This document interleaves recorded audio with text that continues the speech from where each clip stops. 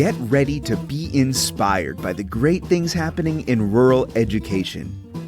The Rural Scoop will bring you new ideas and innovative solutions. We'll dive into education issues and we'll highlight what's working in your rural communities. You'll hear from a variety of educators, administrators, professionals, and others who will provide relevant and engaging content in each episode. And now, serving up the scoop, here's your host, Dr. Melissa Sadorf. Welcome back to the Rural Scoop. I'm Melissa Sadorf, and today I'm thrilled to have a true trailblazer in education joining me. Dr. Bronwyn Ragan-Martin is the Deputy Superintendent at the Georgia Department of Education, where she leads the Office of Rural Education and Innovation, which was the first of its kind office in the nation, dedicated specifically to serving rural schools. Bronwyn brings nearly 35 years of experience in public education, including her time as superintendent of the Early County school system before stepping into this groundbreaking statewide role. And under her leadership, Georgia has launched some really powerful initiatives to expand access. So today we're going to dive into her journey to leadership, the work that's happening through her office, and her vision for the future of rural education, not just in Georgia, but across the country. So Bronwyn, welcome to the Rural Scoop. I'm so glad that you're here to join us. Thank you so much for having me, Melissa. It's great to be here.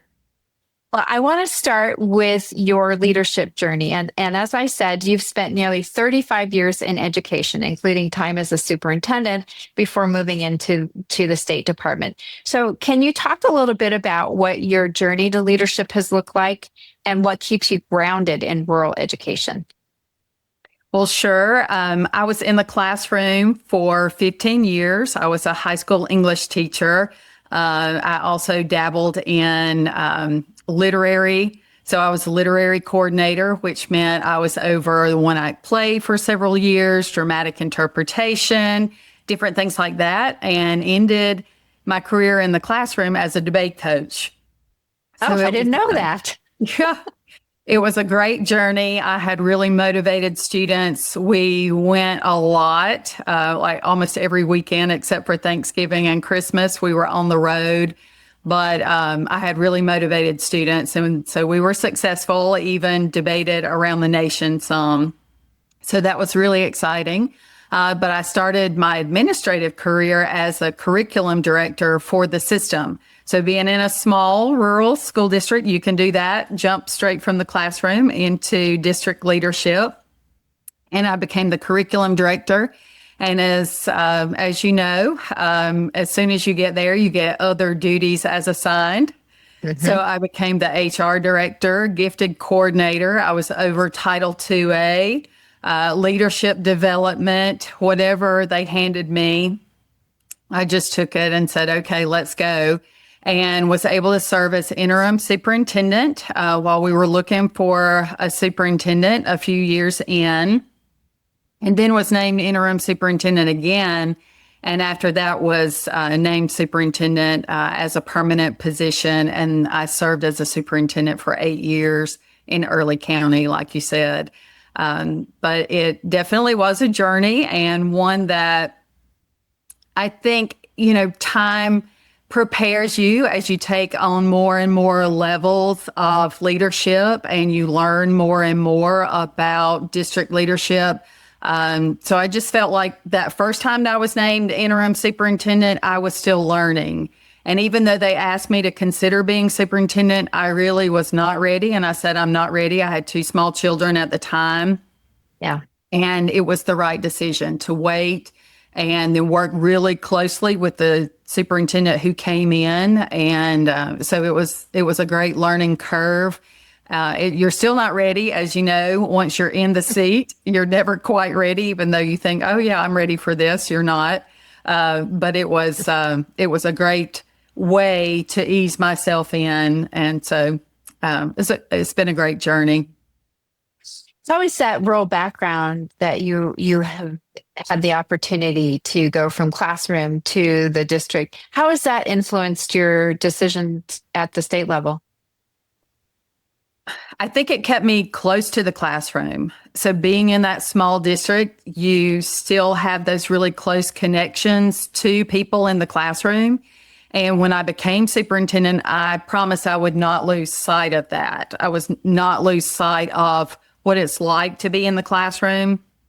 And I think being in that small district, you're easily reminded in the grocery store and in church and everywhere else that you're accessible. And so you're going to hear from people in the classroom.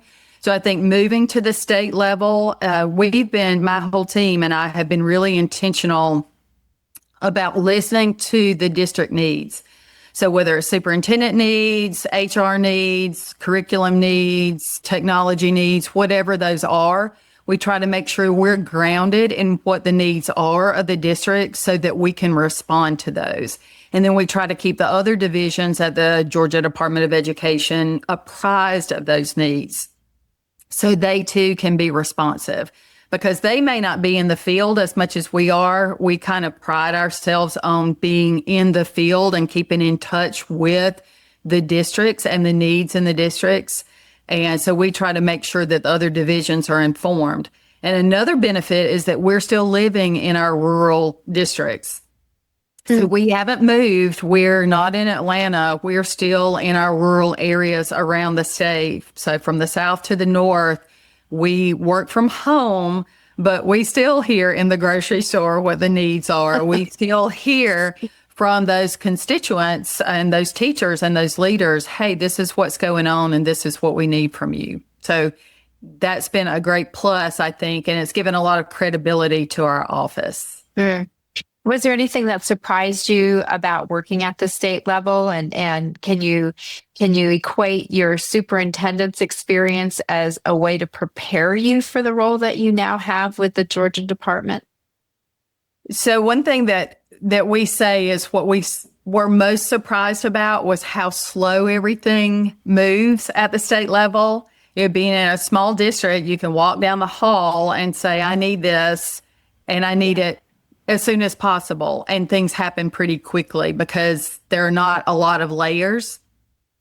But in a department, an agency as large as the Georgia Department of Education or any Department of Education, things move slower because there are more people involved, more layers that approvals have to go through. So I think that to me was the biggest surprise and frustration, honestly, to begin with.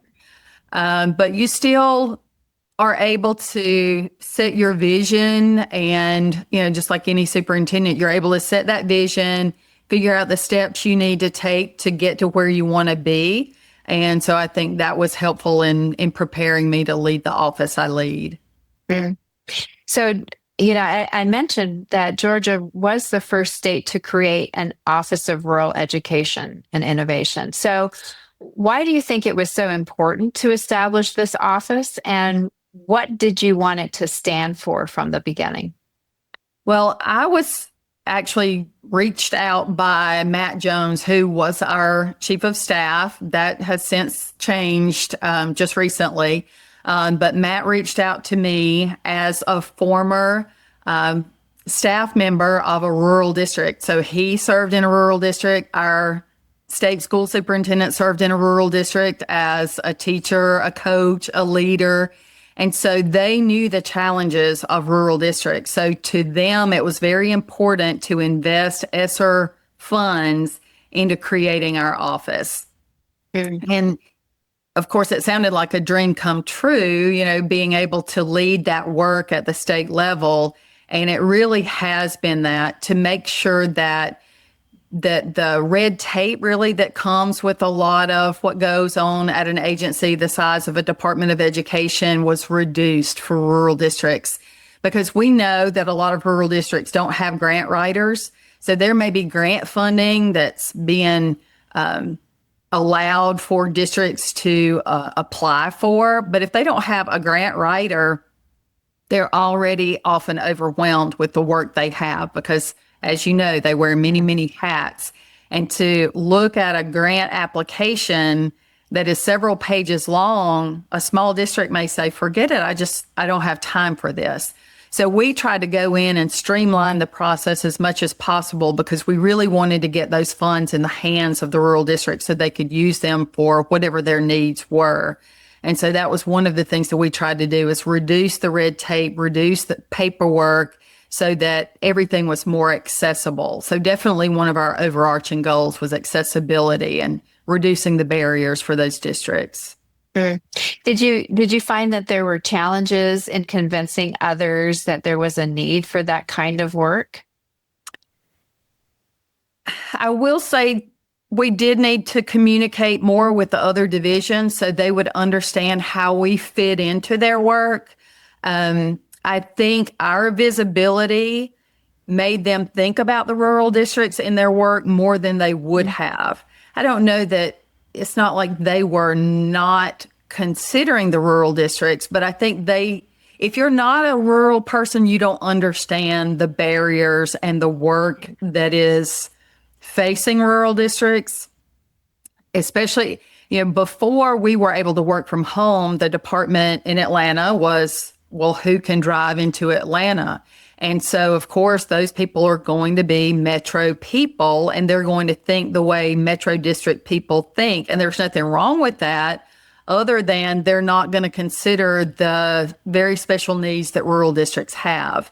So I think just it increased the awareness of the barriers and the challenges of the rural districts and made people more mindful and more aware as they went through their work. Mm. Help me understand how your office defines rural and why that definition matters, especially when you're designing policy and programs. Sure. Our definition of rural is definitely not a federal definition. It is based solely on county population. So in Georgia, we're very county centric. We're based on counties. And so we looked at county population of 35,000 or below. And I think that was just capacity, the capacity of a small office, how many rural districts we thought we could serve. We serve 115, which is still the majority of 181 school districts around the state. But our threshold could definitely be higher. It could be 40,000. It could even be 45,000. But we're a small office. We now have a whole 9 of us in the office. And we knew that we had to draw a line at the capacity. So that was the definition that the superintendent and chief of staff came up with. And it has served us well. Mm. And we've heard often from many people that when you see one rural school, you've seen one rural school. So diversity is certainly something that's alive and well in our rural communities. So how do you balance the diversity of rurals? You've got mountains and small towns and coastal communities. How do you do all of that under one umbrella? Well, I will say that when our office was created, I'm down in South Georgia, Southwest Georgia. That's where I've served the 32 years that I was in school districts. But once our office was created, John Hill, who's the superintendent in Union County, which is in North Georgia in the mountains, he called me up and said, Bronwyn, you need to come to North Georgia and see how we do it in the mountains. What is rural education somewhere other than in South Georgia? So here we go. We get on a bus, right, in Union County and go all around Union County. He showed us everything from the extreme wealth they have to the extreme poverty. And of course, the challenges of the mountains with connectivity, just the diversity of that population being very different from the diversity of population down in South Georgia. Knowing that we do need to reach out and understand what the challenges are all over the state. So just because we know South Georgia doesn't mean we know North Georgia, and we really have to listen to those district superintendents and leaders. I will say one benefit that I had, I served on the GSBA, that's our Georgia School Boards Association Rural Task Force. And of course, I was in South Georgia, so I served on that task force, but I got to hear from the North Georgia Task Force. So at least I had some understanding of the differences between North Georgia and South Georgia as far as rurality and what that looked like, and how in South Georgia we tend to have a lot of generational poverty, whereas in North Georgia it's more situational poverty. The demographics are different. The industry is different, where people make a living, how they make a living is very different. So at least I did have that background, which also helped me going into this work. Mm. Do you think that policymakers and other influencers sometimes misunderstand the realities of rural? You talk about rural being different even in your state. Does that sometimes come into play? Yes, absolutely. And I think, as you know, the more we can talk to legislators, the more we can explain our barriers and the situations that we face, the better we are. The more willing we are to communicate is also helpful, as you're well aware. We need to get our voices out there, what we're going through, but also, of course, the celebrations that we get to see as those students finish those grades, pass those tests, graduate, move on, and are successful. I think there's definitely a combination of sharing our wonderful successes, but also sharing the barriers and the challenges that we face and letting them understand that they are different all across the state. Mm. Now, Bronwyn, your office has been rolling out some really big initiatives from internet access to leadership development.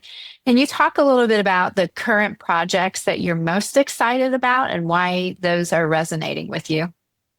Well, definitely our apprenticeship work is where we're spending a lot of effort. I know we were going to talk about teacher recruitment retention, but Heather Finley on my team was able to apply for, and we received a Department of Labor grant, $4 million, which has been a lot of our work really setting up that registered teacher apprenticeships that are statewide. So not just rural, even though that Department of Labor funding is specific to rural, the apprenticeships are statewide. So we also have metro districts that are now under our apprenticeship work. So that's been super exciting, and a lot of work going into that because we did not know anything about apprenticeships. And so to take that information, and Heather, I give her all the credit. She really has jumped through every hoop and jumped every hurdle and everything else. Really to get that started has been amazing to watch. And we already have, I believe, close to 40 apprentices already registered. And so just figuring when we just started that work about a year ago, and to have 40 registered apprentices across the state has been really exciting. We have 28 districts. I should get my numbers out, but I know it's at least 28 districts, and I think it's 25 that are rural and 3 that are metro, but I could change that. I could send you the numbers for that to make sure that I'm accurate on that. But that's been exciting. And then Laura Ergel is working on the pre-apprenticeship part. So that's those high school students who are going through what we have as teaching as a profession pathway or early childhood education. So she's really working on those programs, looking at what is available for high school students to get them excited about becoming teachers and create that young pathway to get them in when they're in high school. And then hopefully as they're going to college, let them be paraprofessionals and then just step right in as teachers. So we believe that's really huge for the rural districts. Boy, that's exciting. Yes, super exciting. So we've spent a lot of time with that. Of course, technology. I do have a new instructional specialist coming in. My instructional specialists keep getting plucked because they're so good and moved up.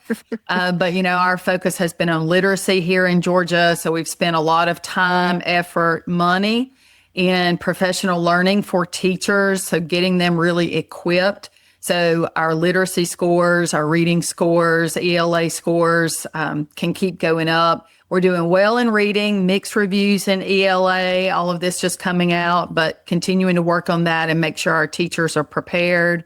Like you said, that connectivity has been so huge. We're still giving out hotspots to districts if they need them, really looking at AI. So developing guidance through the Department for AI for school districts, also collaborating with the Georgia School Boards Association, trying to get information out to school district leaders, superintendents, and even school board members about what does AI look like in schools? What are we going to do with that? How can we make sure that our kids and our teachers are prepared for AI, but also responsible. So all of that work is continuing to go on. I have Chris Huckins, who's our completion school support specialist. So we also support the completion schools around the state, and they serve our most at-risk students. So a lot of kids who would not make it in our traditional schools are going through our completion schools that do fall under us now. So really trying to make sure those kids are successful too. Do you see that obviously, what are the biggest hurdles right now in rural infrastructure? Because we know that you have been working to expand connectivity and providing those hotspots. What are those long-term solutions beyond the short-term fixes that we know really do need to be put into place? They're critical for our students. Well, I know our state has invested a lot in trying to run fiber throughout the state. So there's been a lot of money that has come out from the governor's office to try to ensure as much fiber as possible running through the state. So that's a long-term thing. It's not immediate, but we were told initially, we were trying to find some of these immediate solutions, and we kind of got bogged down in, the governor's office is doing this, and different agencies are trying to figure out how to move this forward through the telecommunications companies. And so we had to provide hotspots and things like that sometimes don't work if you don't have connectivity, but we had to kind of put some brakes on what we were doing and allow the large government to kind of roll out what they were rolling out. So it has taken some patience, but I do think that's a long-term fix as we're looking at and seeing fiber run throughout the state. That's great. I want to shift gears just a little bit and talk about some programming that you've stood up in the past few years, and that is around teacher recruitment and retention, because we know teacher shortages are still being felt everywhere, but in rural schools, they're really impacted. So what are the strategies that Georgia's using to support recruitment and retention? Well, our big initiative is called Teach in the Peach. And so Georgia just rolled that out. It's a big initiative. Of course, it includes apprenticeships, but it includes just being excited, first of all, about being a teacher in Georgia. So as we're thinking about retention, being really proud to be a Georgia teacher. Our teacher retirement system is really strong here in Georgia, but looking at policy, legislation, trying to make sure that teachers feel supported. That's been a challenge as teachers have faced a lot of criticism, not as much support publicly, as choice is one of those words that is thrown around a lot. So we want to make sure that our teachers feel supported. I will say Governor Kemp, Brian Kemp, who's been our governor this is his second term, has been good to teachers. He has increased the teacher salary schedule. So that's been great for teachers, and really acknowledging that teachers are critical to the future of Georgia, making sure that our students are prepared. But looking at that Teach in the Peach initiative, making sure that it's clear how people can become teachers. So working with our Georgia Professional Standards Commission, because they are our licensing agency. It does not fall under DOE.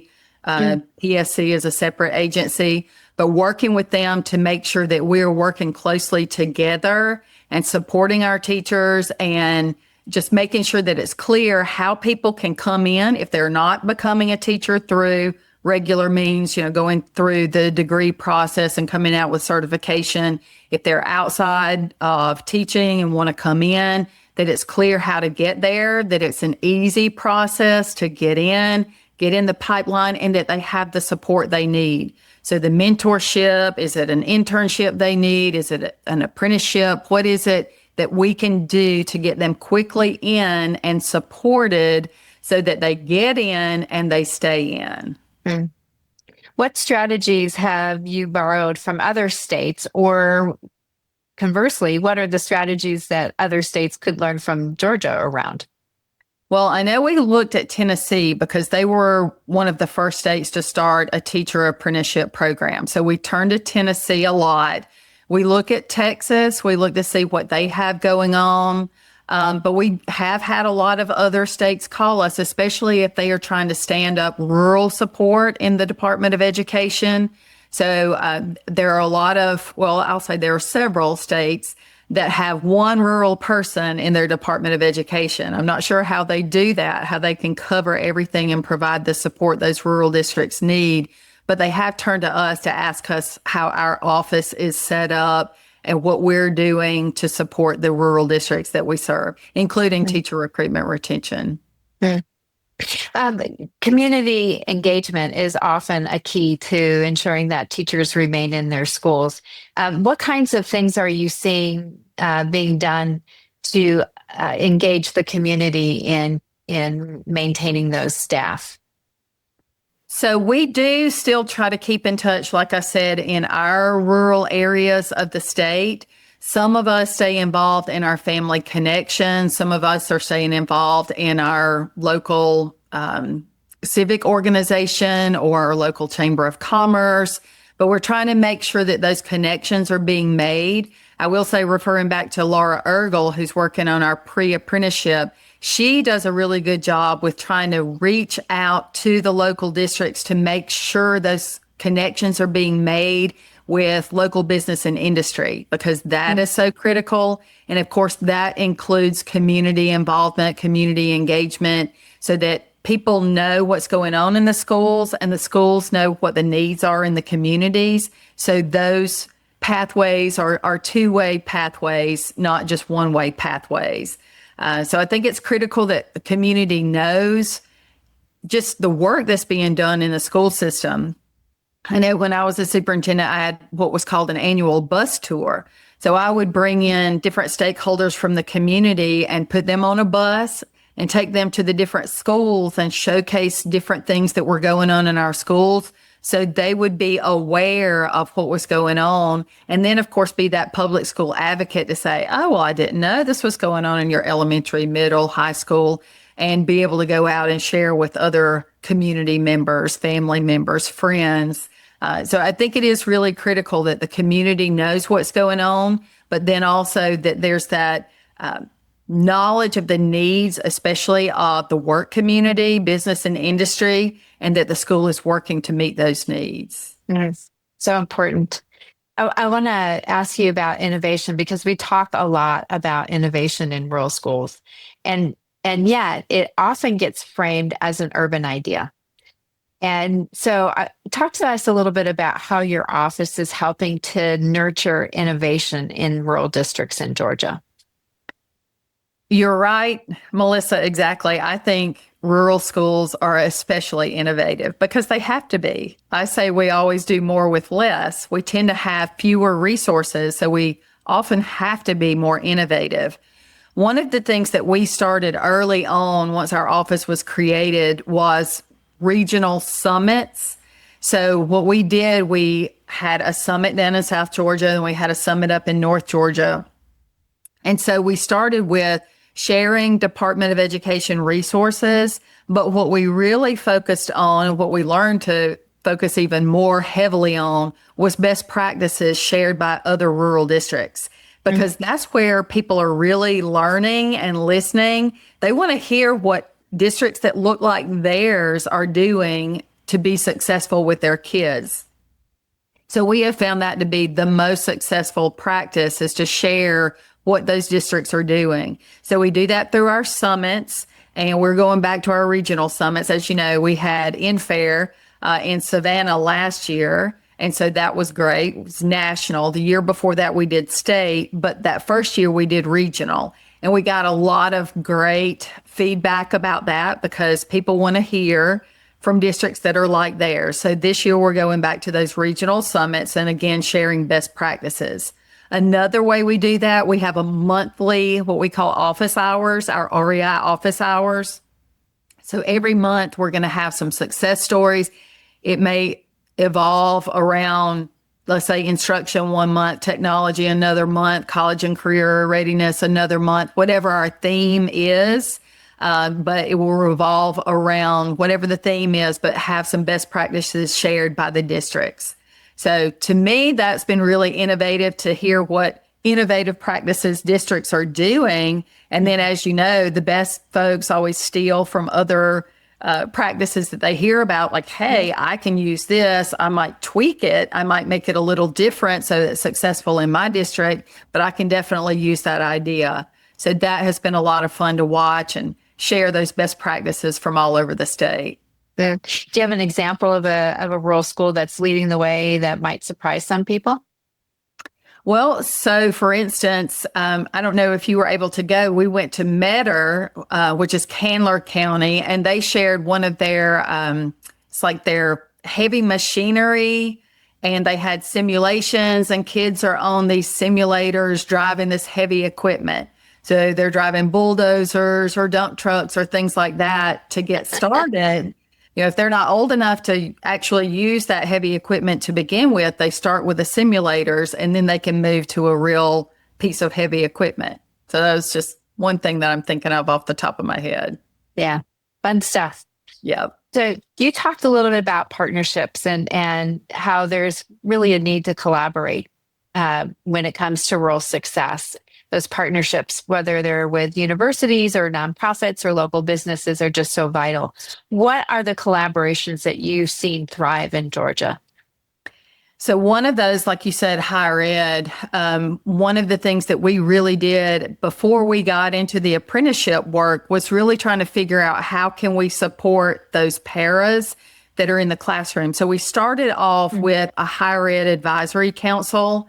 So those higher ed institutions all across the state, we came together and heard from them about the programs that they had. We also interviewed, and I give credit to Dr. Alyssa Sasser for starting this. She interviewed a lot of those paras to find out, well, where were they having success, but what were their challenges? And so we heard from those paras, if they weren't able to travel to campus, they really needed an online alternative. And so we were able to go back to those EPPs, those institutions of higher ed, and say, this is a real barrier for some of your folks. And so that's been a great partnership. And now with the apprenticeship work, we have specific partnerships between the districts and the institution of higher ed. So those kids are being successful. They're getting through their classwork, but they have the mentorship that they need, the support they need at those institutions of higher ed. Another example of a great partnership we've had has been through food banks. So one of the things that we looked at initially, again, through Dr. Sasser's work, she was really looking at what are the non-academic barriers that kids are facing. And one, of course, is food insecurity. So we partnered with food banks around the state to try to get those food banks in with the school systems, whether it was through weekend backpacks or food pantries in the school systems, whatever that looked like. It depended on the district, of course, and the food bank, but partnering those entities together so those kids could have food on the weekends. So that's just a couple of examples of partnerships that have been successful under our tenure. Fantastic. Being the first of its kind, Georgia is really setting an example as it relates to national influence. So can you talk a little bit, Bronwyn, about how you see your work with your office really shaping national policy and maybe inspiring other states to do the same kind of work? Well, I hope our success is an inspiration for other states. Like I said, a few other states have reached out to us to ask how our office has been structured and the work that we've done. We've been fortunate to be able to speak to some of the legislative committees about the work we've done, the impact we've made. Right now, we're also having a study done that will look at our impact over the last, I can't believe it, 4 years. And so those results will be coming out and we'll be able to share those results. Superintendent Woods does say that definitely we're one of his prides, especially from the ESSER funds, the impact that we've made for the rural districts. And so it's been exciting. It's been an exciting journey. I think our impact has been far reaching, especially, of course, with ESSER funds. We were able to provide a lot of money to the rural districts in areas of need. So we didn't determine what their needs were. We knew big areas, but they were the ones who said, okay, in technology, I will spend this money this way. So whether it was infrastructure, hardware, whatever, for instruction, of course, a lot of it was literacy heavy with those trainings, but they had choices. So I think giving districts the choices, even though it might have been earmarked for, say, literacy or technology, we know they're going to have needs in those areas, but they had the freedom to make those decisions for how they could spend that money to make the biggest impact in their district. So hopefully we have been an example for other states. I think we have. I think we've made a huge impact. I'm looking forward to that report that's coming out soon. But I also hope that legislators understand that the needs are different in rural districts. And I hope that just our visibility around the state has made them, as well as the other divisions at the department, like I talked about, more mindful of those needs. What would you say to that policymaker who's hesitant about dedicating resources to rural ed? As I'm sure they're out there. Oh, they are out there. Well, I would say, of course, that all of our students need to be successful. All of our people around the state, if I'm looking just at Georgia, if more people are successful, our state is more successful. And it's an investment in the future. If you invest in everyone across the state, we can all accomplish more. And so that's my big message. My whole goal has been to try to give rural students as many opportunities and as much awareness as possible of what is possible in their lives, and hopefully to change the trajectory of some students' lives. I know we may not be able to change the trajectory of every student, but if we can change some, and I think we have in providing the different opportunities we have, then we've made a difference, and Georgia and America will be a better place. Sure. Love that. What has been your proudest moment so far in the role that you have now? I'm just super proud of our team. Like I said, we've had some changes, especially in our instructional specialist position, but I'm able to find just outstanding, dedicated rural educators who are devoted to this work.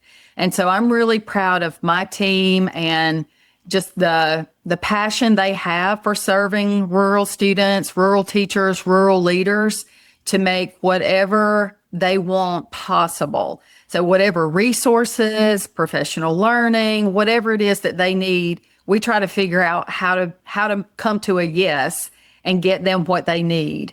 Now, a lot of times they may say, I need more money, and we can't quite get there. But if I can find the resources, or if one of my team can find the resources or connect them with another district that has the resources and somehow they can collaborate, whatever we can do to make it possible, that's what we're trying to do. And so I would say what I'm proudest of has been my team and the dedication we have to serving rural Georgia. That's an amazing thing. And I'm so glad that you've had that opportunity. So a question that I ask every one of my guests is about what they feel the rural advantage is. I'm going to ask it a little bit differently for you. So in looking ahead, what do you see as the rural advantage, and how can it shape the future of education in Georgia? Well, I would say the rural advantage is, I'd say students who are rural tend to be more resilient. They tend to be able to do more with less. If they are driven, they can do anything they want to do. One of the advantages now, of course, is being able to work remotely. So if they want to work in Washington, D.C., which we have a poster child for that. He grew up in South Georgia, and he now has a job in Washington, D.C., but he's able to live at home in rural Marion County, Georgia. But he has this great Washington, D.C. job, is able to make Washington, D.C. wages and invest in his community.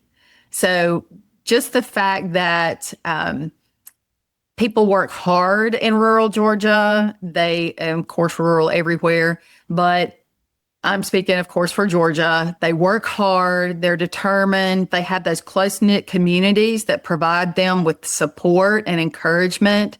I think those are definitely advantages for rural Georgia and rural students as they move forward and navigate the world. And as long as they have the resources, if they have the access, so if they know that they can use the technology to work, then I think they have a lot of advantages. That's a great answer. Well, I want to thank you, Bronwyn, for sharing your journey and your leadership and really the truly groundbreaking work that Georgia's Office of Rural Education and Innovation is doing. So thanks for your time today. Oh, well, thank you so much. I always love sharing my story and sharing what we're doing here in Georgia, and I just appreciate the opportunity. And it's always great to see you and talk with you. Well, thank you, Bronwyn. Your story really, truly is a reminder of what's possible when rural voices are centered and when they're empowered. So I hope that you come back and share more of what Georgia is doing in the future, because I know that there's more to be done. Always, always. Well, thank you for your work and your leadership. I'm so excited about you being the executive director for NREA. Just super excited about your vision and what that's going to look like. Oh, thank you. I'm excited too. And more to come there as well. That's right.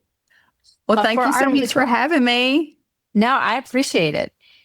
For our listeners, if you enjoyed today's episode of The Rural Scoop, I'd love for you to help spread the word. So please like, subscribe, and share this podcast with Bronwyn with your colleagues and friends. Don't forget to comment or leave a review, because we want to know what resonates most with you and how these conversations are sparking ideas in your own community. The more we connect, the stronger our voice in rural communities become. So until next time, keep leaning into the rural advantage, because when rural leads, we all rise. Thanks so much for tuning in to the Rural Scoop. If you enjoyed this episode, be sure to rate, review, and subscribe. Your support helps us keep these important rural conversations going. And we'd love to hear from you, so feel free to leave a comment or share your thoughts. You can follow along and never miss a new release by subscribing on your favorite podcast platform or by following us on social. We're on YouTube at The Rural Scoop, Instagram at msadorf1, and X at msadorf03. The Rural Scoop is produced with support from Vela Educational Consultants. To learn more, visit velaconsultants.com. See you next time for more great discussions about rural education. And as always, keep leaning in to the rural advantage.